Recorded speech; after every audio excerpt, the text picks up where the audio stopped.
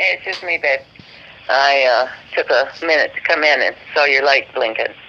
Yeah, I know what you mean. That's really great for Barack.